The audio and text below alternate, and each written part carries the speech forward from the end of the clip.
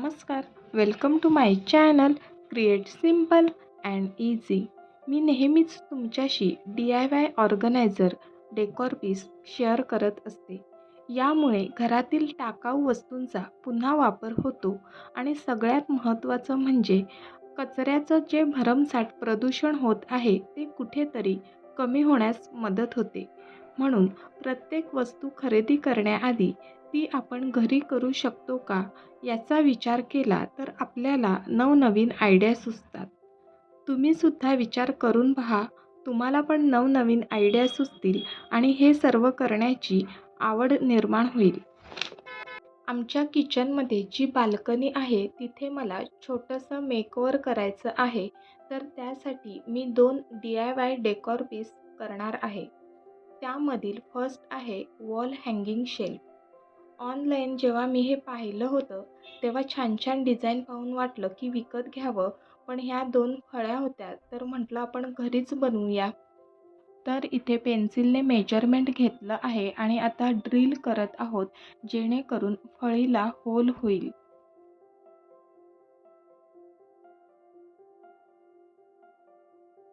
आणि इथे मी ड्रिल करायला शिकत आहे. माझी खूप महिन्यापासूनची इच्छा होती की मला ड्रिलिंग करता यावं आणि यावर्षी मला ती शिकायचीच आहे.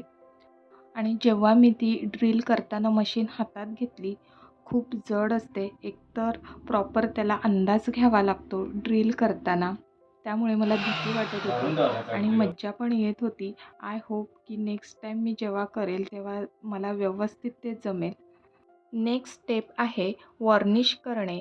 एकतर त्याला चमक येते आणि दुसरी गोष्ट म्हणजे वॉर्निशमुळे ते जास्त काळ टिकतं. तुम्हाला इथे वॉर्निश लावलेली दिसत नसेल, कारण फळ्या कापून झाल्यानंतर हा व्हिडिओ मी लगेच शूट केला आणि वॉर्निश 2 ते 3 दिवसानंतर केली. तर व्हिडिओ कंटिन्यू करूया. तर यासाठी लागणार आहे एक बांगडी. बँटेक्सची बांगडी असेल तर अतिउत्तम आणि अशा प्रकारची रश्शी लागणार आहे. तर ही रश्शी मी हार्डवेअरच्या दुकानातून परचेस केले. ती मला ₹12 मीटरने मिळाली. आणि मी इथे 4 मीटर रश्शी घेतली आहे. तुम्हाला ती कमी किंवा अधिकसुद्धा लागू शकते. तर इथे रश्शी डबल करून त्यामध्ये बांगडी घातली आहे आणि रश्शीचे समान 4 भाग केले आहेत.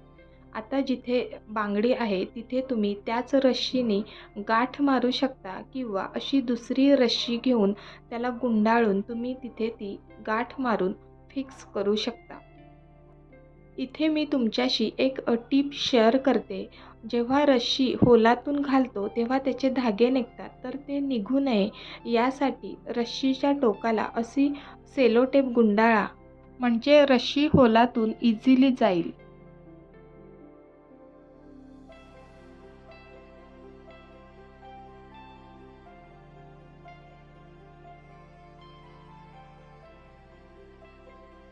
आता पहिली फळी इन्सर्ट करून झालेली आहे. तर ही फळी स्टेबल राहावी म्हणून फळीच्या खालच्या बाजूने चारी होलांवर गाठ बांधून घ्यायची आहे.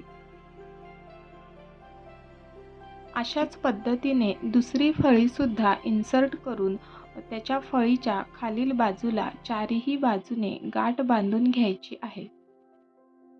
And it's done. तर याचा मी टेम्पररी सेटअप तुम्हाला करून दाखवते, कारण हे DIY मी बाल्कनी मेकओव्हरमध्ये यूज करणार आहे. तर चला तुम्हाला मी दाखवते का हे कशा पद्धतीने दिसत आहे आणि ह्याला कसं आपण डेकोरेट करू शकतो.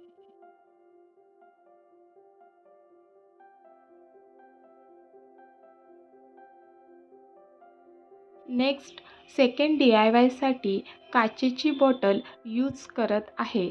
तर इथे मी करणार आहे बोहो स्टाईल बॉटल आर्ट. तर सर्वात प्रथम यासाठी बेस कलर म्हणून बॉटलला व्हाईट कलर देत आहोत, जेणेकरून सेकंड कोट व्यवस्थित लागेल. तर सेकंड कोटसाठी पीच कलर सिलेक्ट केला आहे. तर मला इथे रंगवून मिळालं आहे आणि नेक्स्ट डेला मी यावर डिझाईन करणार आहे. त्यासाठी सुरुवातीला पेन्सिलने मी रफ ड्रॉ करत आहे. मी बॉटलवर बोहो आर्ट करायचं ठरवलं आहे. या डिझाईन खूप सोप्या असतात. अगदी कोणीही त्या ड्रॉ करू शकतात. आणि आता मी फायनल कलर करत आहे.